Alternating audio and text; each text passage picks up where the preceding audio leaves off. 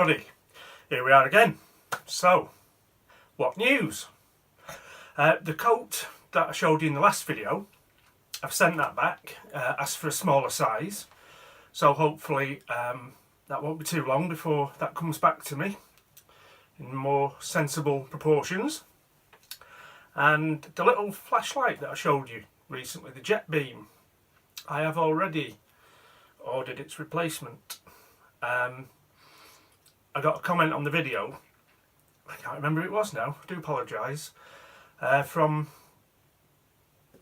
can't remember, anyway, recommending a little Clarus, which is only the same size, but more powerful. So when that arrives, we shall be having a look at that. For now though, we're going to start with the beer. Orm, from the Great Orm Brewery. Traditional Best Bitter. Traditional Best Bitter based on a traditional Welsh recipe. A good all-rounder, easily accessible to everyone's taste. So, based on that, I'm not expecting any trendy, freaky flavours. No berries and citrus and licorice and all that sort of stuff. I'm expecting just a good solid pint of beer.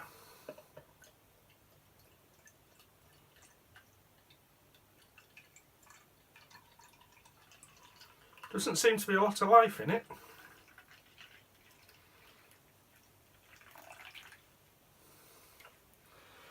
Put that down for a second.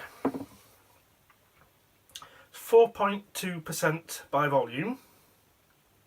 To enjoy, serve chilled or at room temperature, great with a cheese board. Ingredients: Snowdonia water, malted barley, wheat, hops and yeast. So, Orm, let's have a go. Look at that, head's disappeared already, that's disappointing. Bit darker than I was expecting for a best bitter.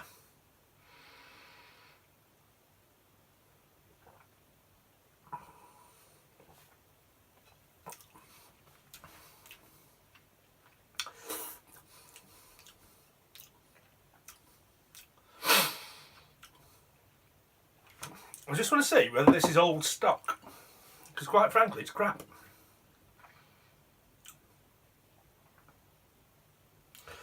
Best before, see bottle cap. Best before the end of February 2019. Well, if that's what it tastes like now, God help us after February 2019.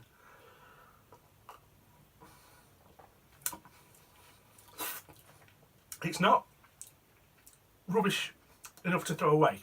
It doesn't taste like it's spoiled. So it's not very good. What is Red Barrel? Standard. So, we'll leave the rubbish beer behind and we'll move on to the main part of the video, which is something that is actually really nice. It was one of the knives sent to me as a very generous gift from 40 Below Full, John in Alaska. So join me at the desk and we'll have a look. Okay, so this is the knife. It's the Westlock S533 from Western. Not a knife I knew anything about, to be honest. Originally this would have come with a leather pouch and a picture printed box.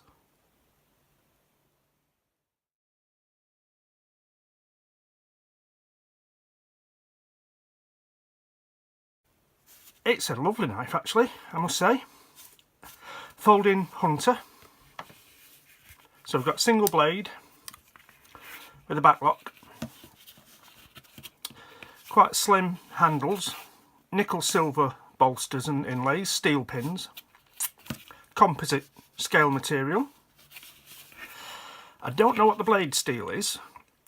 I'm assuming, given the age, it's probably a traditional steel, 440C perhaps. We've got on the Picasso, it says Western USA, S533, which is the model, and then the patent number. And there is also a letter C stamped in there. Now, between 1977 and 1986, each year's production was stamped with a different letter. So C indicates it's a 1979 manufactured knife. Western was set up in Boulder, Colorado in 1896. The company was then bought by Coleman, the camping stove people, in 1984, and then bought by Camillus in 1992. But Camillus went bump in 2007, and the brand is now owned by Acme United Corporation, with the knives being made in Asia. But this is a proper American one. Let's have a look at some specs. The blade is 3 1/4 inches, 80mm. Handles 4.5, about 115mm. As I say, we've got the back lock, brass liners, long nail pull there, and swedge. A long swedge on this side, but it's not as severe as the half length swedge on this side. The knife weighs, let's just close it for now, see if you can see that. Whoa. Focus. 171.8 grams, which in English 6 ounces, just a shade over. It's a very well made knife. All the transitions are perfectly smooth. The pins are nice and flush. No sharp edges.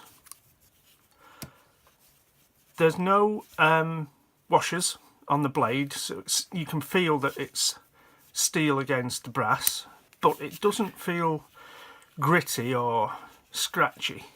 It is quite smooth and it locks in well. There's no blade plate. It's just a tiny little bit up and down, I think. Oh no, there's not. No, it's rock solid. Now this in style, as I say, a hunter, and as you can see, we've got some mallards etched onto the blade there. Very nice. So its obvious competitors would be something like a Buck 110. So it's a bit shorter than a Buck 110 in the blade. The handle's similar, but it's a lot slimmer. Or perhaps something that might be a bit nearer. Actually, no, it's a bit smaller than that. And Boker Scout.